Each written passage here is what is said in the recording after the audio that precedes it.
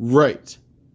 Well, and, no. And begin the LLC Day Dave video. Huh? Rant. Are we like live vlog streaming right now? No. It's just I'm just filming it and then I'm gonna upload it. But no, what I was trying to say was that, like, to me, it's like you look at how deep we are now, and you take a $10 CD, and how many of those $10 CDs do you have to sell before you recover not only the manufacturing costs, but then the costs of forming the LLC and all that. And but at the same time, like, you know, when you're talking bringing in revenue from shows and stuff, it's like, yeah, well, that's different. In the same way you kind of play the card. Well, you think of it in shows, and I kind of look at your side of the thing, and well, you're thinking about it in. I am thinking about shows too. In press, yeah. But we're all actually thinking about both things in the business. So what's really, really cool here is, because of the lack of overhead and stuff like that, and because of the general nature of the way that profit comes in for booking and promoting, you have basically initial funding for those manufacturing projects, for the things that you're trying to produce through the studio time. Right. So as a producer, you, part of the company with me, take all of the profit that comes from booking outside of the studio, when we're doing shows, when I'm doing these gigs with the gaming and stuff like that. Anytime that income comes back, that goes into the checking account. That checking account then becomes available to you. It's a set system that you know, it progresses, so that way the money is always there. So while it seems like you might be really, really deep, actually the initial startup cost in the LLC wasn't that bad. No. It's really, really super cheap to do that. You're only right now sitting in the realm of having to press maybe like 2 or 3 albums tops. If everybody was to get their shit together tomorrow, you can keep that expense reasonably low. You're still talking 4 digits, but you're not too far into that realm. So you've basically got a finite number of you know, small shows and things like that I can do. Yeah, I mean, we're already halfway there to 5 digits. To help you on that.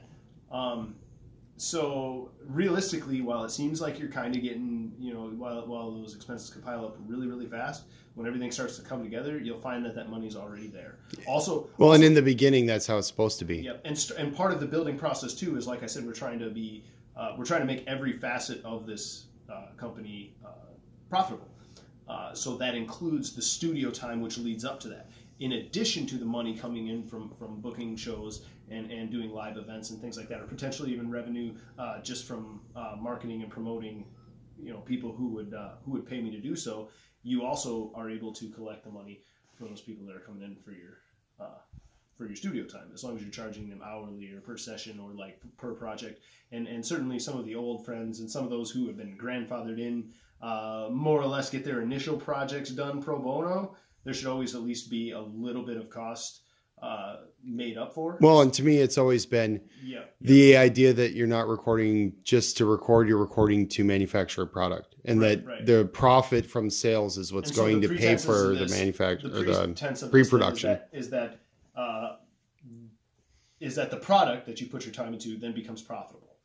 Right. So in order to make that product profitable, you need to ensure that those people that you're working with can produce a product that will sell. If a product doesn't sell, it's not profitable.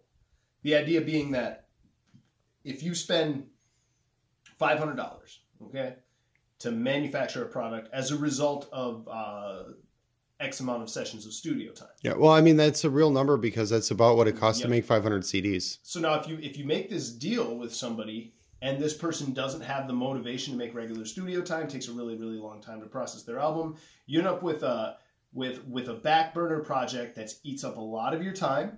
The end result maybe isn't even popular enough to draw initial revenue and might profit very slowly, if at all. And even not recovering manufacturing costs could be a big issue with this. In addition, all the studio time that led up to that was done for free. So if at any time you're offering manufacturing costs and the end result being a product as like the goal for producing for somebody, right, you need to make sure that person is gold, or at least silver. Something that you can sell and promote and market. And also I take a part in that. When you make a product, I market that product. I promote that product. I find that demographic of people that you don't associate with that might buy that product, might share that product with their friends, that sort of thing. I also will be running the platform to do so, whether it be the website or the Facebook page or word of mouth, both, whatever. Yeah. I mean, all three. We'll be doing those things all in tandem. But the important thing is that once you've moved out of those who are grandfathered in, those who already have projects going, those people you've already made deals with before we established, you need to really decide what your expectations for an artist are. You need to take a really steady, unbiased look at each person coming in and decide where their value lies and how they become profitable. Okay, for those artists who maybe won't get a project done in any specific amount of time, it's better to pay them individual studio costs. You can keep that price really, really low, up even to the tune of only like $5 an hour, and still draw considerably more income from that than promising manufacturing and never even selling to meet the cost. Oh, yeah. And then having something sit on the hard drive for 10 years, it never gets one pressed. One good solo single can make more money as a produced piece with digital downloads from a really good artist, taking up only a fraction of the time and generating multitude of revenue that wasn't there before. Just tons of it. So being able to identify those artists coming in, decide what their value is, where their value lies, and both how helpful you can be to them and how you can produce them, and also what they can do for you. Yeah. If they seem like the person that can do live shows, then we would try to promote them around it. Certain genres of music are more show friendly. For this, it would take the rap thing, for example. Rap artists typically have 30-minute sets, 40-minute sets, 45-minute sets, and that's easy to do. It's not hard to find people that can do that, and certainly there are plenty of venues and bars and things like that want to do those shows. The problem is 45 minutes doesn't sell a lot of beers. 45 minutes doesn't make a lot of money. Unless the person you're promoting is one hell of a performer. Like C. Millie. 45 minutes don't make your money back. Yeah. And so in the realm of genre, we take somebody who might be doing rap music or might be doing pop music or might be doing something small and original, and we keep those people to the studio. We keep those people to the live Facebook feeds and live streams. We promote and produce singles, and we put that on the page and generate ad revenue from that. And then for those people who are well connected and have lots and lots of material and they're well practiced and capable, those people, specifically we're talking about solo acoustic artists, tend to have a multitude of songs and things that they can do. Full bands typically have an entire album, something that will last the effect of an hour and a half or 2 hours. Longer shows, they sell beers. They make people happy. They keep people around, provided your artists have talent. A promoter or a venue gets a lot more bang for their buck hosting a show for somebody that can run for 2 hours. Yeah. So when they come in, you got to identify what their value is. I was wondering if I could get to some of, because I've got some questions for you. Honestly, do you want to sit down? I'd love to sit down. Yeah. Why don't you have a seat, man?